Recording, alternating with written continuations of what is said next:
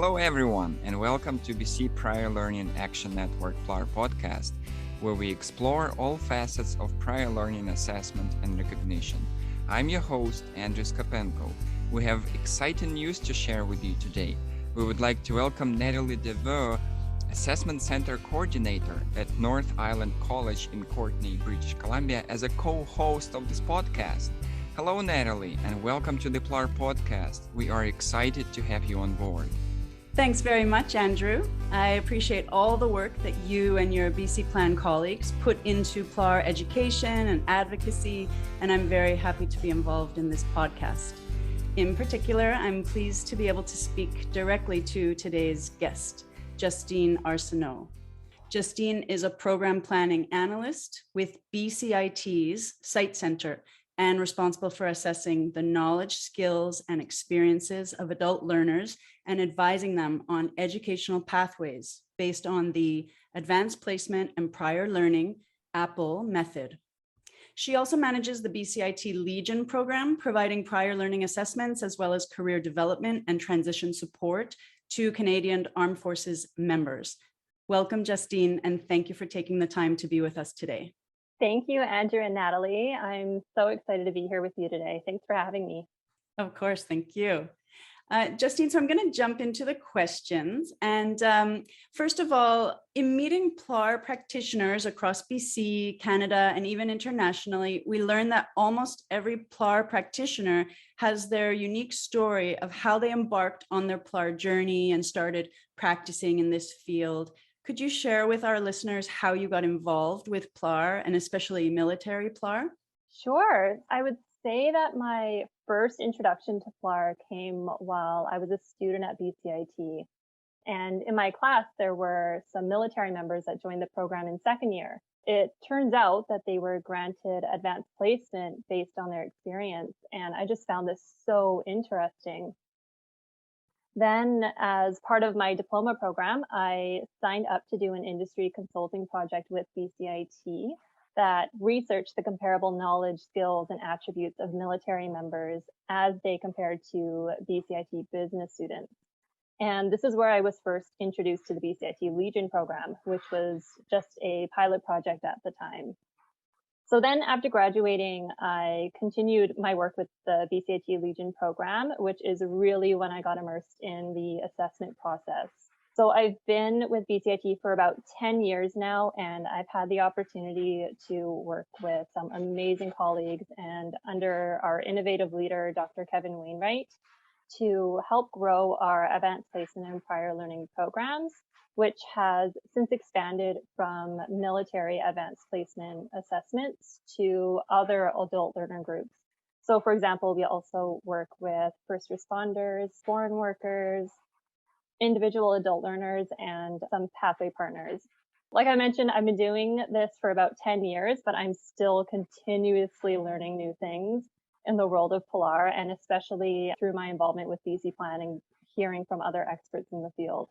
That's quite interesting. 10 years in PLAR, and there's still so much opportunity to learn and grow. In preparation for this interview, we discovered some great testimonials about BCIT PLAR program as part of the National Advanced Placement and Prior Learning Program. Could you describe a standard PLAR process one would go through from the beginning to the end at BCIT, and how it incorporates the NAPPL platform? Definitely. I'll start just with the APPL program, or the National Advanced Placement and Prior Learning Program. This is a national expansion of the advanced placement approach to recognizing military experience. Through this program, we've partnered with over 20 post-secondary institutes across Canada in order to provide accessible fast-track credentials to military members wherever they may reside or wherever they may be posted throughout Canada. BCIT provides the hub for the APPL program, and it provides a platform for institutions and also accrediting bodies to connect and share their assessment best practices for recognizing military experience. My wonderful colleague, Maribel Pabico, runs the APPL program out of BCIT, And she'll initiate new partnerships and also provides one-on-one support for our new partners. In terms of the assessment process, each APPL partner has complete autonomy over their assessments and what credits they can offer. So when a military member comes to BCIT, what I'll do is I'll typically request a copy of their MPRR, which is essentially their military record or transcript. And this helps to begin their assessment. I usually have a one-on-one discussion with the student. I help them identify a program that best suits their career goals. And if they're interested in a program that we already have an established pathway into, I can assess their military record to determine if they meet our criteria for advanced placement. Once we establish that they've met the criteria, we then complete an advanced placement assessment form. And this then goes for approval to the program head as well as the associate dean. And this form will get uploaded with the student's application. So admissions will recognize that they're an advanced placement student. And if a student is interested in a program that we haven't assessed yet, we'll begin our assessment again by reviewing the student's MPRR, and we will look at the relevant training and experience as it relates to our program or courses. So we'll then meet with the program area and subject matter experts and hopefully potentially create a new program pathway. Since military members of any occupation will typically follow a similar career progression, once we've established an academic pathway and we've conducted our assessment and it's already been approved by the program area, we can then help streamline further assessments of students who have a similar background. And this is one of the great things about an APPL is that we can set our assessment criteria for a certain program, then that gets loaded into the NAPPL portal. So other partners can view our assessments and create similar pathways at their own institute. And likewise, we can also view assessment criteria, program pathways set by other partners, and emulate those at BCIT. Justine, I don't know if you know, but my college, North Island College, became a partner, I believe it was early last year, and it's been very useful to be involved in that, and particularly working with Mary Bell has been so helpful. That's great. I'm so happy to hear. Mm-hmm. I would like to ask you about any key components of BCIT PLAR, and particularly what are some of the smart practices in BCIT PLAR that could be showcased to our listeners and other educational institutions? Yeah, at BCIT, we offer the traditional PLAR, where we'll assess adult learners' experience for course credit. But where we specialize is using what we call the advanced placement and prior learning approach.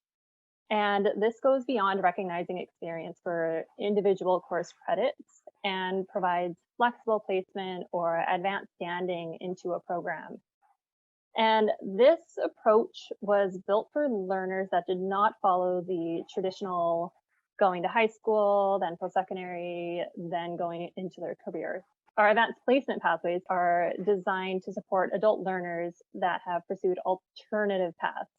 So usually they will have little to no post-secondary experience, but they have a wealth of progressive experience, workplace training, maybe they have some certificates or courses, but they generally don't have a credential.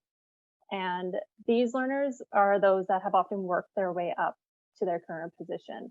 Essentially, what we do for advanced placement and our assessments is we'll assess a combination of their experience, workplace training, and any other form of education to determine what their background is equivalent to in terms of an academic credential, and then granting advanced placement based on this.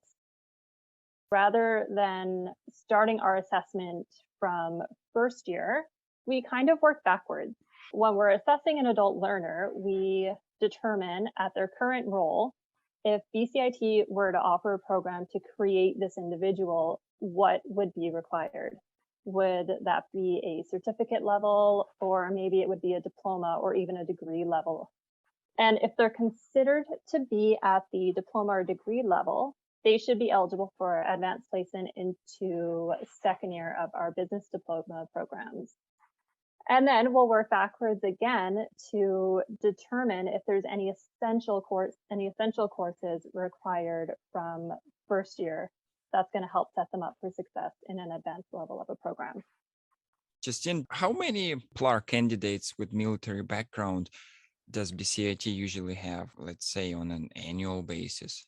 On an annual basis, we'll typically run close to, I would say, around 75 assessments each year. And how does BCIT communicate its PLAR program to the faculty, staff, and students? And which practices are used to achieve the buy-in from all of these stakeholders? Yeah, communication is so important when it comes to PLAR, and you want to make sure that your assessments are fair, consistent, they're accessible, and also accepted by the Institute. When getting buy-in for our PLAR practices, we generally like to work directly with the program heads and deans when we're creating pathways into their programs. And they're also final approvers once we conduct a student assessment. So they get our assessment form and they will sign off on it. This really offers full disclosure and trust of our assessment practices across the Institute. We've also held several meetings with admissions, the registrars, and other program areas to share what it is that we do. We answer any of their questions, and we also work hand in hand with them to create new process to make sure everything runs smoothly, from our assessment to the student's application, and then how that then translates to the student record. Some other things that we've done is our institute hosts some open houses. So we will participate in those where faculty members and members of the institute can come by our office, learn a little bit about us and what we do. We've hosted meetings, and we've also provided information sheets to our student-facing departments. So if they get a student that has military experience, they know that they can refer them to my office. Does BCIT offer any workshops or training sessions to staff and faculty, or just meetings to raise the awareness about PLAR? It's mostly to raise the awareness of what it is we're doing. So we have, there's about 4 of us within our office that is conducting assessments for, we all kind of specialize in different groups. So we have someone who works specifically with first responders. I work with military and a little bit of our individual adult learners as well. And then we have my other colleague works mostly with foreign workers as they apply to the Institute. Very good. Justine, how about support from the institution? How are you supported at BCIT on the institutional level? I'd say that we are very lucky to have a president and also a leadership team that's very supportive of recognition of prior learning. When PLAR and frameworks like Agile Learning are included in Institute policy and strategy, it certainly helps make it easier to validate our work. I think it's important to have that support of the Institute leadership, as it does take resources to implement PLAR practices. And it's really helpful when they can understand the benefits PLAR has to the Institute, students, and also in the classroom. But working in PLAR, in my experience, there's always going to be some people that don't quite understand it, or they don't believe in granting credit towards their programs. And to your previous question, this is where that clear and open communication comes in. Are there any benchmarks or metrics that BCIT uses for its PLAR program? Yeah, absolutely. We have our own tracking portals where we are able to, from the time a student applies to BCIT for an assessment, we are able to track that, and then throughout their progression at BCIT, so we're able to have that data on hand whenever it's needed. Now let's dive a little bit into the actual PLAR types that BCIT has in the PLAR program. As we know, there are different types, such as course-based, credit banks, advanced placement, which you already touched on, some flexible admission assessment, competency-based, and of course, the portfolio assessment. Could you describe which PLAR types BCIT uses? And have there been any changes regarding which types you use over the years? Mm-hmm. Yeah, there's a lot out there. We use at BCIT, we use the traditional PLAR, so our course assessments. We use advanced placement, as well as flexible entry assessments, like you mentioned. And our PLAR assessments at BCIT, they've been around for many years, and the assessment process may differ depending on which department is conducting the assessment. So I'll do PLAR assessments for the School of Business, for example, and we use a competency-based assessment. And also what we're, I think, seeing a little bit more of is the flexible entry pathways into programs that may have required some formal education prior to entry. We will assess a student's background to meet some alternate entry requirements. So helping to meet that diploma or degree or certificate requirement for entry into the program. And then, of course, we, like I mentioned earlier, we have our advanced placement assessments, which is the foundation of what it is that we do.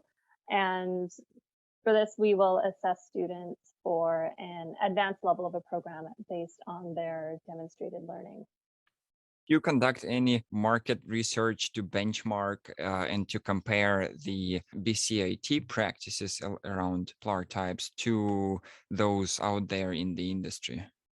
Yeah, that's something that I can speak for myself and my colleagues. We are always attending conferences. We are always open to seeing what others are doing, how that compares to what we're doing, and creating best practices that work best for our student and for our institute.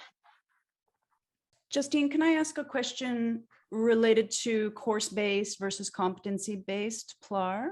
Mm-hmm. I think that sometimes people or institutions that are using a course-based model where they're looking at every single learning objective in a course can have difficulty moving towards a competency-based approach. Do you have any sense of how that process can be made smoother, or what needs to be understood to be able to approach PLAR from a competency-based perspective? I think there's a little bit of overlap. So you want to make sure when you're doing, or at least I can speak for myself when I'm doing our assessments at BCIT, we're looking for the core competencies of what are the student outcomes of that course? What do we want them to end up with when they complete it? So it's not always looking to make sure that they meet every single learning outcome, because a lot of those things adult learners can pick up on when they progress through their program or other courses. It's about recognizing their capabilities, the learning that they've already accomplished. And when you try to make them fit into a very compact academic box, it's not always going to fit. We want to do what's best to help recognize experience towards our programs, as a lot of the students that we work with are in positions that we want some of our grads to go and get. When they come to us, who are we to say that they don't meet our requirements when we want them to go and get a position or leadership position, a middle management position when they complete a diploma? Right. Yeah, that's a good point. I think that leads us nicely into the next question, which is related to competencies, particularly in the military area. Each profession has its own core set of competencies for one to successfully enter and practice it. Are there any common competencies that you encounter among PLAR participants with military experience when assessing their prior learning? And what are some of the academic credits that such prior learning yields an easier path to? Yeah, I love this question. So having assessed many military members in my career, I can definitely speak to the transferable competencies as it translates to academic programs, but also to the civilian workforce. And something that we found really unique when looking at military training and their career progression, something that we also consider in our assessment is that once members complete a course in the military, they will then immediately apply their learned skills in their work. Then they will go on to become experts in that area by mentoring or training the next rank down on that material. So it's not exactly the same in academic programs where, for example, you learn business statistics and you don't go and use it in your regular work. So you don't necessarily get up to that expert level, but they really apply and emphasize their learning. Whereas in academic programs, we may lose some of that material as we progress through our career. So some of those skills that we really see for military members as they come through is they have exceptional leadership capabilities. They are critical thinkers, they're problem solvers, great communicators, team players, and they are extremely motivated and hardworking individuals. And these are also very highly valued skills in the labor market as well. So when we're looking at translating their skills and competencies into our academic programs, we find that their transferable skills yield especially well into our business programs. For example, human resources, business admin, operations, or even global supply chain, for example. At a certain level of their career, so once they've completed their leadership training, they will have demonstrated learning and experience to receive full credit recognition for our first year Common Core business courses. That's quite interesting to learn that business is one of the areas where PLAR participants with military backgrounds have an easier path to.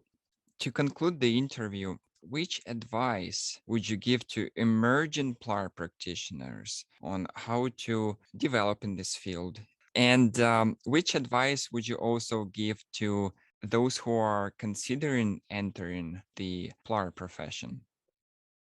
I would say just continue seeking information just based on this podcast. Like there's a lot of information out there. Right. I don't really consider myself an expert. I just will share what it is that we do. Like there's so much knowledge and there's so many experts out there to learn from. So attend webinars, connect with others, and ask questions. And especially getting involved with organizations or networks like BC Plan or their provincial counterparts. Even if you're new to PLAR, I know that I have learned so much from my participation on the board of BC Plan, and I've had the opportunity to connect with such knowledgeable experts in the field. So it's been such a great experience. And I know I just got an email today, so I can mention also CAPLA, so Canadian Association for Prior Learning Assessment. They will usually host annual events, and it's a great opportunity to connect with other Canadian institutions that are working on PLAR. Right.